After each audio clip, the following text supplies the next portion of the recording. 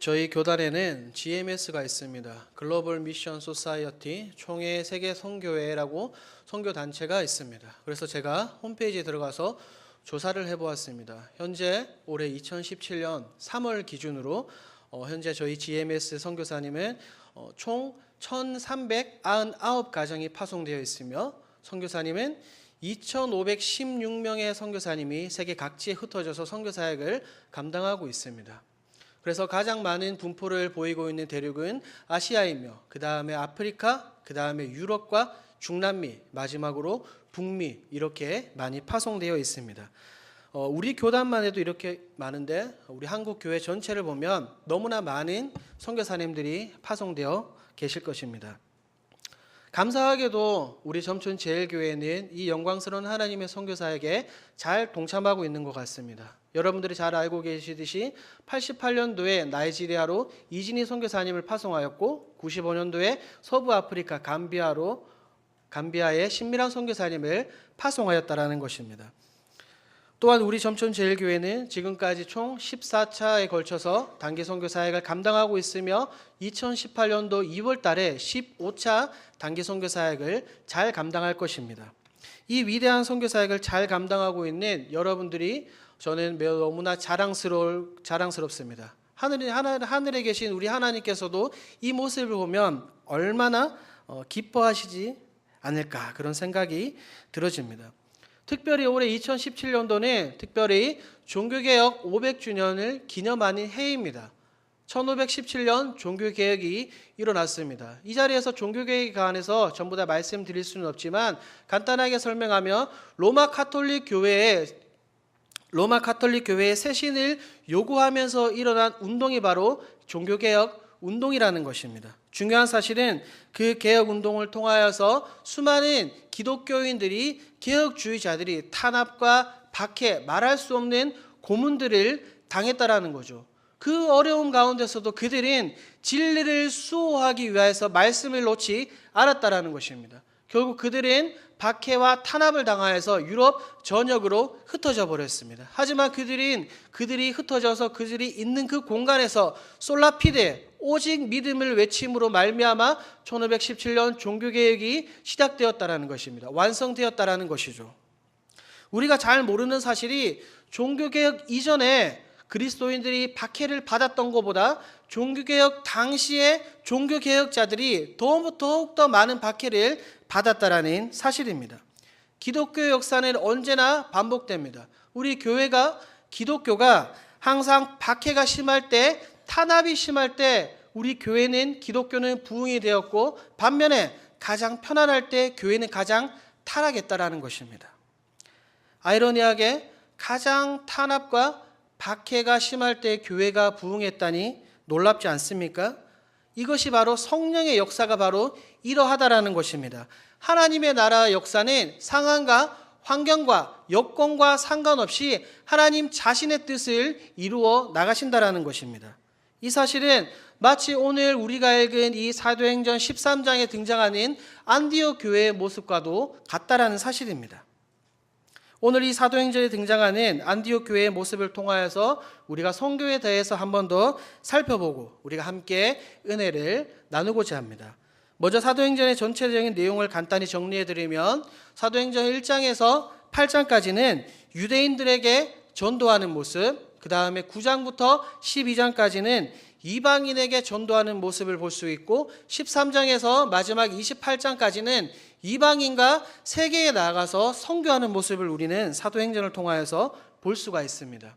그래서 사도행전은 사도들의 행전이 아닌 다른 말로 성령 행전이라고 우리는 이야기하기도 합니다. 사도행전 1장에서는 예수님께서 승천하십니다. 그 다음에 유다를 대신해서 제비를 뽑아 또 다른 제자 마띠아를 뽑게 됩니다. 그 다음에 사도행전 2장에서 그들이 모여 기도할 때 그들인 성령을 받게 됩니다. 이 성령 세례를 통하여서 변화된 그들이 목숨 걸고 나아가서 예수 그리스도의 십자가와 부활을 증거하고 있다는 것입니다. 십자가에 못 박히신 예수와 다시 부활하신 예수님을 담대하게 증거하는 것을 우리는 사도행전 5장에서 볼 수가 있다는 것입니다. 그들이 날마다 성전에 있든지 집에 있든지 예수 그리스도를 가르치기와 전도하기를 그치지 아니하리라. 그들은 목숨 걸고 나아가서 예수님의 십자가와 부활을 증거했다라는 거죠. 그러다 보니 자연스럽게 모든 일에 다 신경을 쓸 수 없었습니다. 그래서 사도행전 6장에 그들은 7 집사를 세우게 되는데 그 중에 한 명이 바로 스데반이라는 거죠. 스데반은 지혜와 성령이 충만한 사람이었습니다. 이 스데반도 동일하게 그가 담대하게 목숨을 걸고 복음을 선포했을 때 많은 사람들이 그것을 듣고 싫어했습니다. 7장 54절, 그들이 이 말을 듣고 마음에 찔려 그를 향하여 이를 갈거넣으리라고 성경은 이야기하고 있습니다. 결국 어떻게 됩니까? 그들은 스데반 집사를 돌로 쳐서 죽이게 됩니다. 그 다음에 사도행전 8장을 보면 이 오순절 성령 강림으로 생겨난 예루살렘 교회가 사울과 다른 사람들로 인해서 박해로 인하여서 그들이 온 세계로 전국으로 흩어지게 됩니다. 스데반의 순교 후 본격적으로 시작된 박해를 피해 그들이 흩어지게 됩니다. 중요한 사실은 그들이 흩어져서 도망가서 도망자의 삶, 은둔자의 삶을 살았던 것이 아니라 그들은 있는 그 자리에서 예수 그리스도를 전포했다는 거죠. 결국 예루살렘 교회를 향한 박해와 핍박이 오히려 말씀이 더욱더 멀리 퍼지는 그런 계기가 되었다라는 것입니다. 8장 1절 말씀을 보면 박해의 결과 사도들을 제외한 모든 사람들이 각 도처로 흩어지게 됩니다. 모든 사람들, 성도들이 각지로 흩어진 것은 물론 핍박을 피해서 도망하기 위함이기도 하지만 그 배후에는 복음의 세계적 확산을 이루고자 하신 하나님의 뜻이 그 가운데 있더라는 거죠. 당시 초대교회의 사람들은 예수님께로부터 지상 명령을 받았습니다. 예루살렘과 온 유대와 사마리아와 땅끝까지 이르러 내 증인이 되리라는 예수님의 이 지상 명령을 받았지만 그들은 나아가지 않고 예루살렘에만 계속해서 머물러 있었다라는 것입니다. 하나님은 그 사실을 알고 외부로부터 핍박을 통하여서 박해라는 방법을 동원하면서까지 하나님께서는 세계 선교의 기초를 마련하고자 하셨다라는 거죠. 이것이 마치 제가 서두에 말씀드린 1517년 일어난 종교개혁과도 같은 맥락이라고 이야기할 수 있습니다. 3절 말씀을 보면 사울이 교회를 진멸할세라고 기록되어 있습니다. 이 진멸할세는, 이 말은 사울이 완전히 교회를, 그리스도인들을 그냥 뿌리 뽑는 것을 이야기하고 있습니다. 남녀를 끌어다가 옥에 가두었다라는 것은 7장에 나오는 스데반 집사님을 죽였던 것 같이 그 교회의 모든 사람들을 죽이고자 함이었다라는 것입니다. 또한 4절을 보면 흩어진 사람들이 두루 다니며 복음을 전파한 것은 그 흩어진 사람들이 목숨을 걸고 담대함을 가지고 예수 그리스도를 전파했다라는 것입니다. 이 사실만 보아도 교회사를 볼 때 박해와 순교는 언제나 교회 성장의 밑거름이 되었다라는 사실입니다. 결국 스데반의 죽음과 사울의 박해가 이방 땅의 전 세계에 예수님의 이름을 알리는 귀한 계기가 되었다라는 것입니다. 예루살렘 교회의 박해로 인해 생겨나게 된 교회가 바로 오늘 저희가 읽은 이 13장에 등장하는 안디옥 교회라는 것입니다. 우리는 안디옥 교회의 모습을 통하여서 세계 선교를 위하여 하나님께서 사용하시는 이 교회의 모델을 볼 수가 있다라는 거죠. 안디옥 교회는 좌로는 아시아, 위로는 유럽, 밑으로는 아프리카, 더 나아가서는 전 세계에 복음을 증거하는 최초의 교회의 모습을 가지고 있다라는 것입니다. 이 성경에 등장하는 안디옥 교회의 모습을 우리 점촌제일교회는 본받아서 롤 모델로 삼을 필요가 있다라는 사실입니다. 사도행전 13장과 14장은 유대인을 향한 선교에서 이방을 향한 선교의 모습을 우리 가운데 보여주고 있습니다. 이제 복음의 불길은 유대인들에게만 그치는 것이 아닙니다. 복음의 불길은 더욱더 나아가서 세상 모든 사람들, 이방인들에게 타오르고 있다라는 것입니다. 이 사도행전 13장부터 놀라운 전환점을 맞이하게 됩니다. 복음은 맹렬한 속도로, 엄청난 빠른 속도로 전 세계로 퍼지는 것을 우리가 볼 수 있습니다. 여기에서 일어난 이 복음의 불길은 그 무엇으로도 끌 수 없을 정도로 강렬하게 활활 더 크게 더 높이 타올랐다라는 것입니다. 그 놀라운 복음의 불길은 인간의 힘과 노력에 의해서가 아닌 사도행전 11장에서 이야기하고 있는 것처럼 주님의 손이 그들과 함께할 때 이 복음의 불길이 더욱더 활활 타올랐다라는 거죠. 주님의 손은 이 놀라운 사역을 감당하기 위해서 바울과 바나바를 사용하셨다라는 것입니다. 이 사도행전 13장은 성령님에 의하여서 세움을 입고 금식 기도와 안수를 통하여서 교회의 확증을 받고 선교사를 파송하는 모습을 볼 수가 있습니다. 이 모습이 아까 말씀드린 것처럼 성경에 등장하는 첫 번째 선교사 파송이라는 것입니다. 이 사도행전이 정말 위대한 이유는, 사도행전 13장이 위대한 이유는 사도행전 1장 8절에서 예수님께서 말씀하셨던 그 지상명령이 비로소 13장부터 하나씩 둘씩 셋씩 그것이 성취되어 나오는 것을 우리는 성경을 통하여서 볼 수 있다라는 것입니다. 이제 복음이 유대와 사마리아를 건너 이방 땅으로 뻗어나가는 것을 우리는 볼 수 있습니다. 그 복음의 센터가 바로 이 안디옥 교회가 되었다라는 사실입니다. 선교적 관점에서 볼 때 이 사도행전 13장은 그동안 사도행전 중심의 교회가 예루살렘 교회였는데 이 예루살렘 교회에서 드디어 안디옥 교회로 이동하는 것, 선교의 중심지가 이동하는 매우 중요한 역사적인 순간이라는 것입니다. 이 안디옥에 대해서 잠시 설명하면, 안디옥은 당시 로마 제국의 3대 도시에 들어가는 큰 도시였습니다. 로마, 알렉산드리아, 그 다음에 안디옥이 있습니다. 이 안디옥은 예루살렘보다 훨씬 크고 정치, 문화, 경제 등 뒤질 것이 하나도 없다라는 것입니다. 모든 면에서 예루살렘을 능가하는 도시였습니다. 그러므로 주님께서 지상명령을 말씀하시면서 이 안디옥 교회를 사용하신 것은 어쩌면 당연한 일이었다라는 거죠. 예수님께서 이곳을 복음의 전초 기지로 삼으시고 하나님의 말씀에 능통하던 바울과 위로의 사람 바나바를 파송하시는 것은 하나님의 놀라운, 예수님의 놀라운 계획의 일부라는 사실입니다. 그리하여서 안디옥 교회는 크게 부흥하게 되었고 이제 땅끝까지 복음을 가지고 나갈 준비가 되었다라는 사실입니다. 주님께서는 이방 선교를 위하여서 이 안디옥 교회를 세우셨습니다. 우리는 이 안디옥 교회의 모습 속에서 땅끝까지 복음을 전해야 할 교회의 모습이 어때야 되는지 우리는 알 수가 있다라는 것입니다. 13장 1절에서 3절까지 말씀을 보면 5명의 사람이 등장합니다. 그들 가운데는 귀족도 있었고 평민 출신들도 있었지만 그들은 예수 그리스도 안에서 하나가 되었습니다. 그들은 신분과 계급, 학벌, 모든 차이를 넘어서 하나의 비전, 즉 땅끝까지 복음을 증거하고자 하는 비전을 가지고 각기 다른 그들이 하나로 협력하여서 사역하는 모습을 볼 수 있다라는 거죠. 이런 안디옥 교회의 모습들만 보아도 안디옥 교회가 이방 선교를 위하여 예수님께서, 하나님께서 준비시킨 교회라는 사실을 우리는 깨달을 수 있다라는 것입니다. 그렇습니다.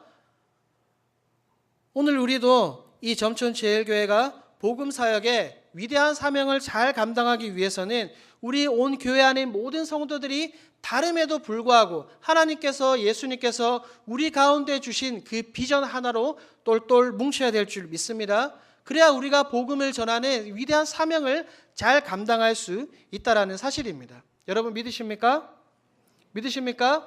지금 바울과 실라는 복음을 전하는 아름다운 발걸음을 옮기고 있다라는 거죠. 그들의 발걸음은 아름다운 소식을 전하는 자들의 발인 것입니다. 로마서 10장 15절 아름답도다 좋은 소식을 전하는 자들의 발이여라고 사도 바울은 이야기하고 있습니다.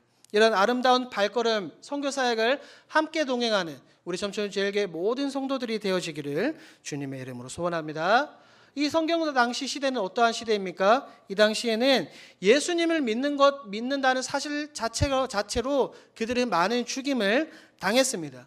초기의 그리스도인들은 믿음을 지키기 위해서 원형 경기장에서 그들이 사자밥이 되기도 했었고, 그들은 수많은 사람들이 보는 앞에서 공개 처형을 당하기도 했습니다. 그런데 그들이 나아가서 예수님의 증인이 된다는 것이 쉬운 것입니까? 어려운 것입니까? 결코 쉽지 않다라는 사실입니다. 그럼에도 불구하고 바나바와 사울은 예수님의 말씀에 순종하여서 아름다운 발걸음을 옮겼다라는 것입니다. 13장 4절 상반절을 보게 되면 두 사람이 성령의 보내심을 받아라고 기록이 되어 있습니다. 그 다음에 어떻게 됩니까? 복음이 전파하기 시작할 때 계속해서 하나님의 나라가 세워지고 하나님의 뜻이 세워지며 하나님의 교회가 세워지는 것을 우리는 성경을 통하여서 볼 수 있습니다. 오늘 본문 말씀이죠. 사도행전 13장 47절 말씀, 우리 다 같이 한 목소리로 읽도록 하겠습니다. 시작.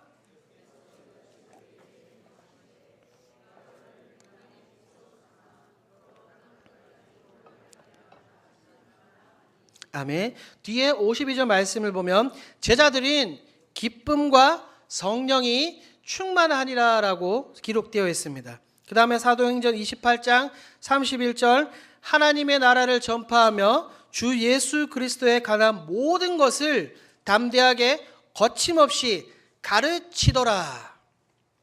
바로 이 모습이 오늘날 예수님의 말씀에 순종하여서 나아가서 선교하는 사람의 모습, 선교하는 교회의 모습이라는 사실입니다. 저는 우리 점천제일교회가 이런 안디옥 교회와 같은 교회가 되어지기를 주님의 이름으로 소원합니다. 그리고 이 자리에 앉아있는 저와 여러분들이 마치 바울처럼 바나바처럼 나아가서 선교하기를 주님의 이름으로 소원합니다. 42절 말씀을 보면 바울과 바나바가 비시디아 안디옥에 있는 회당에서 복음을 증거할 때 그 복음을 듣고 있던 사람들이 이렇게 이야기합니다.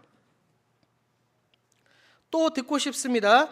다음 안식이라도 똑같이 증거해 주세요라고 그들은 이야기하고 있습니다. 지금 그들에게 복음이 필요하다라는 것입니다. 그들은 지금 복음이 너무나 필요하다라는 것입니다. 복음이 무엇입니까?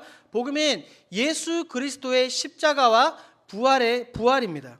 그 말씀이 이 사람들은 너무나 듣고 싶은 것입니다. 왜 듣고 싶습니까? 왜 그 말씀을 들어야 되는 것입니까? 우리가 말씀을 듣기 시작할 때 그 가운데 바로 믿음이 생겨나기 때문입니다. 로마서 10장 17절 믿음은 들음에서 나고 들음은 그리스도의 말씀으로 말미암아 느니라. 그렇습니다. 우리는 나아가서 반드시 하나님의 말씀을 증거하고 전파해야 될 필요가 있다라는 거죠. 마가복음 16장 15절 너희는 온 천하에 다니며 만민에게 복음을 전파하라. 믿고 세례를 받는 사람은 구원을 얻을 것이요 믿지 않는 사람은 정죄를 받을 것이라. 믿고 세례를 받는 사람은 무엇을 얻게 됩니까? 바로 구원을 얻게 되는 것입니다. 그렇다면 세례는 무엇입니까? 세례의 진정한 의미는 하나님의 아들인 이 예수님께서 내 죄를 위해 십자가에 달려 돌아가시고 다시 부활하셨다는 것을 내가 믿고 인정하는 것입니다. 세례를 받는 것이 쉽습니까? 어렵습니까? 쉬운 게 아니라는 거죠. 이 사실을 믿는 게 결코 쉬운 게 아니라는 것입니다. 전에 육신에 속했던 죄로 가득한 나의 모습들은 모두 다 벗어버리고 하나님의 자녀로 살겠다고 믿음을 가지고 선포하는 것입니다. 그래서 세례는 결코 쉬운 게 아니라는 것이죠. 그래서 예수님께서도 이 사실을 아셨기 때문에 마태복음 28장 18절에서 20절에 이렇게 말씀하고 계시지 않습니까? 그러므로 너희는 가서 모든 민족으로 제자를 삼아 아버지와 아들과 성령의 이름으로 세례를 베풀고, 예수님께서도 말씀하셨습니다. 가서 세례를 베풀라라고 말씀하셨다라는 거죠. 우리가 예수님을 증거하고 말씀을 증거하기 시작할 때 그 말씀을 듣는 모든 사람들이 믿음이 생길 줄 믿습니다. 그 믿음이 바로 예수님이 십자가에 달려 돌아가시고 부활하셨다는 그 놀라운 믿음입니다.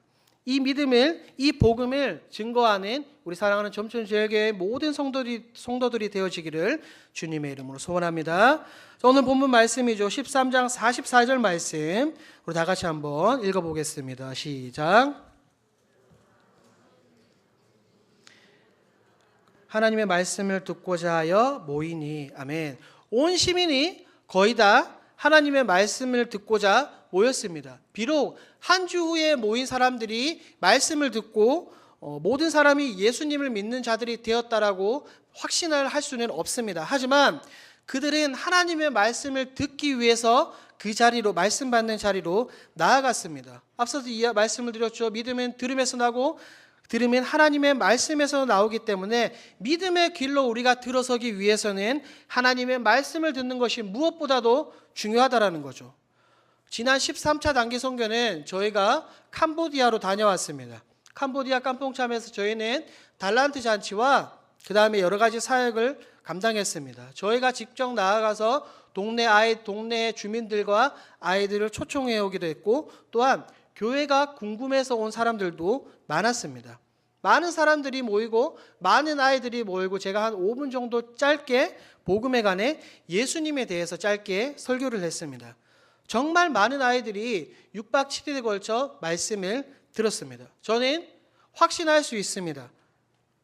분명히 많은 아이들이 모인 그 자리에서 복음을 듣고 예수님을 알게 된 아이가 있으리라고 저는 지금도 확신할 수 있습니다. 한 명의 영혼이 변화되더라도 우리는 그것을 위해서 나아갈 필요가 있다라는 것입니다. 여러분이 사실 믿습니까? 하나님께서는 그 사명을 위하여서 제가 아닌 우리 점촌제일교회와 여러분들을 부르신 줄 믿습니다. 예수님께서는 저와 여러분들에게 온 열방에 대해서 관심을 가지고 나아가서 전하라라고 말씀하고 있다라는 거죠. 잘 생각해 보면 예수님께서 우리 가운데 주신 이 사명이 쉽습니까? 어렵습니까? 어떻게 보면 너무나 부담스러울지도 모릅니다. 그럼에도 불구하고 우리 교회에 이런 막중한 임무를 주신 것은 때로는 실패투성이고, 때로는 너무나 부족하고, 때로는 너무나 연약함에도 불구하고 우리의 능력과 힘을 믿고 나아가라는 것이 아니라 나를 믿어라, 성령을 의지함으로 나아가서 선교하라고 하나님께서는 우리 가운데 말씀하고 계신다는 사실입니다. 신학자 에밀 브루노는 이렇게 이야기했습니다. 교회는 선교다. 불이 타오름으로 존재하듯이 교회는 선교의 사역을 감당할 때 그 존재의 이유를 알 수가 있다라고 이야기했습니다. 우리 점촌제일교회가 이 땅에 이곳에 존재하는 여러 가지 이유 중에 하나가 선교하라고 하나님께서 세워주신 줄 믿습니다.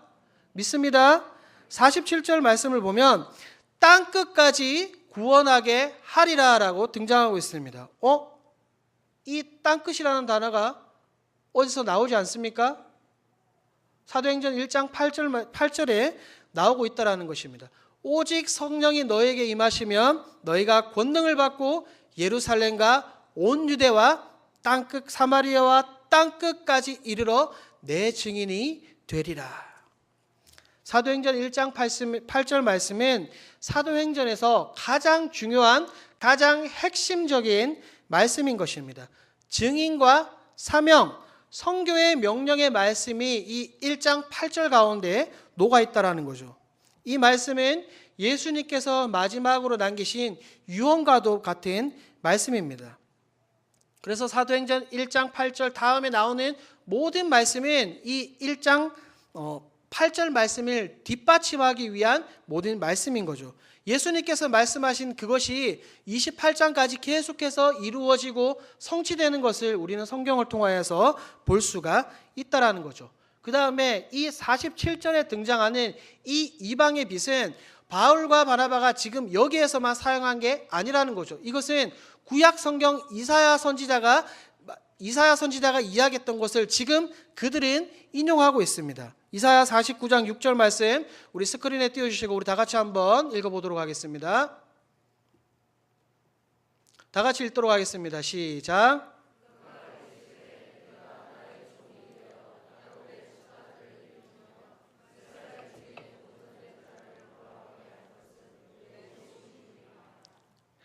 지금 사도행전에서 바울과 바나바는 이사야서에 등장하는 이 종의 사명을 인용하면서 이방의 빛이라고 그들은 이야기하고 있습니다.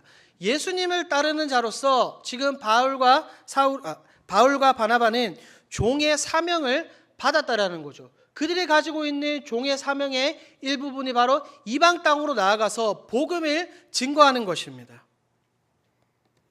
또한 예수님도 이방의 빛이셨습니다. 누가복음 2장을 보면 예수님을 너무나 기다렸던 심의가 예수님을 안고 이렇게 이야기합니다. 띄워주세요. 누가복음 2장에는 다 같이 읽습니다. 시작. 그는 이야기합니다. 예수님을 향하여서 이방을 비추는 빛이라고 심의는 이야기하고 있습니다. 여기에 등장하는 이 빛이라는 단어는 헬라어로 포스라는 단어입니다. 이것은 빛이라는 근본적인 원어의 뜻을 가지고 있지만 이 뜻은 생명의 빛, 그 다음에 생명 자체를 의미하기도 합니다. 또한 이 빛은 신약 성경에서 총 73번 등장하고 사도행전에서는 10번 등장하는데 이 빛이라는 단어를 가장 많이 인용한 성경은 바로 요한복음인 것입니다. 요한복음을 보면 이 요한복음의 기자는 계속해서 이 빛에 대해서 설명하는 것을 우리가 볼 수 있습니다. 요한복음 1장 9절 참빛 곧 세상에 와서 각 사람에게 비추는 빛이 있었나니 요한은 지금 세례 요한이 빛이 아니라 그 뒤에 나오는 예수님이 참 빛이라고 그는 이야기하고 있다라는 것입니다. 요한복음 8장 12절 우리 다 같이 읽도록 하겠습니다. 시작. 나를 따르는 자는 어둠에 다니지 아니하고 생명의 빛을 얻으리라. 아멘. 우리는 저와 여러분들은 빛 대신 생명 대신 예수님을 땅끝까지 전해야 됩니다. 우리는 예수님의 작은 제자들입니다. 또한 우리는 사도와 같은 역할을 감당해야 됩니다. 그것이 바로 이방의 빛과 같은 역할입니다. 우리는 빛으로 나아가서 빛 대신 예수 그리스도를 반드시 증거해야 될 줄 믿습니다. 앞으로 우리가 만나게 될 이방인들은 누구입니까? 그것이 바로 곧 있을 15차 단기 선교지로 가게 될 캄보디아에 있는 사람들이라는 사실입니다. 우리는 다시 한번 캄보디아에 있는 그곳으로 가서 예수님께서 하나님께서 예비해 두신 영혼들에게 복음을 증거할 것입니다. 캄보디아에는 불교가 95%나 된다고 합니다. 그래서 저희가 수도 프놈펜에서 깜퐁참으로 이동하는 내내 저희들이 보는 창밖에 보이는 것은 절, 우상 이런 것밖에 없다라는 것이죠. 그곳에서 우리는 예수 그리스도를 담대하게 증거하게 될 것입니다. 그때 어떻게 되겠습니까? 당장 눈에 보이는 변화는 일어나지 않더라도 점차 예수님을 믿는 사람이 더욱더 많이 늘어나게 될 줄 믿습니다. 49절 말씀을 보십시오. 주의 말씀이 그 지방에 두루 퍼지니라. 지난 13차 때는 일정이 너무나 짧았기 때문에 저희는 5지역, 5교회를 돌아다니며 전도 사역을 할 수밖에 없었습니다. 하지만 이번 15차 단기 선교는 지난번보다 훨씬 긴 10박 11일의 일정이기 때문에 지난 13차보다는 더 많은 지역을 돌아다니며 담대하게 예수 그리스도를 증거할 수 있다라는 거죠. 이 49절이 이야기하고 있는 것처럼 그곳 캄보디아 깜퐁참에 하나님의 말씀이 예수 그리스도의 십자가와 부활의 복음이 두루 널리 퍼지게 될 줄 믿습니다. 이 위대한 선교 사명에 모두 다 동참하는 우리 점촌 제일교회 모든 성도들이 되어지기를 주님의 이름으로 소원합니다. 오늘 말씀의 결론을 맺도록 하겠습니다. 우리 점촌 제일교회는 지금까지 쉬지 않고 예수님의 말씀에 순종하여서 선교 사역을 잘 감당하고 있습니다. 이 선교 사역은 예수님께서 말씀하신 지상 명령이고 그레이트 커미션, 위대한 명령이라는 것입니다. 저는 우리 점촌 제일교회가 오늘 본문에 등장하는 안디옥 교회와 같은 선교의 전초적인 역할을 하는 그런 교회가 되어지길 소망합니다. 각기 다른 사람들이 모여서 하나의 비전, 하나의 목표를 가지고 서로 화합하며 성령님을 의지하여서 그 사역을 감당하기를 소망합니다. 15차 단기 선교 날짜와 나라가 정해졌습니다. 13차 때와 같은 캄보디아입니다. 날짜를 띄워주세요. 2018년 2월 14일부터 24일까지 다시 한 번 더 저희는 캄보디아 깜퐁참에 계신 김성태 진선미 선교사님과 협력하여서 사역을 하게 될 것입니다. 가능한 많은 성도들이 이 위대한 하나님의 사역에 동참했으면 좋겠습니다. 저희 교회도 지금 매 주마다 전도 특공대와 기도 특공대로 모이고 있지 않습니까? 이번 15차 단기 선교 사역도 지난 13차 때와 같이 현지호로 복음을 사역리를 증거하는 사역을 저희는 감당하게 될 것입니다. 캄보디아어를 못하더라도 크메르어를 못하더라도 제가 한글로 번역한 그 우리말을 그냥 여러분들은 가서 읽으면 된다라는 거죠. 왜 그렇습니까? 믿음은 어디에서 생기게 됩니까? 들으면서. 그 들음은 무엇으로 인하여 생기게 됩니까? 하나님의 말씀으로 인하여서 생기게 된다라는 것입니다. 전혀 두려워하지 마시고 여러분들의 힘, 능력, 생각, 의지를 생각하는 것이 아니라 여러분들과 함께 하시는 그 성령님을 의지함으로 이 위대한 선교사에게 함께 동참하는 우리 점천제일교회 모든 성도들이 되어지기를 주님의 이름으로 소원합니다. 소원합니다. 우리 앞뒤 좌우 마지막으로 인사하도록 하겠습니다. 당신은 이방의 빛입니다.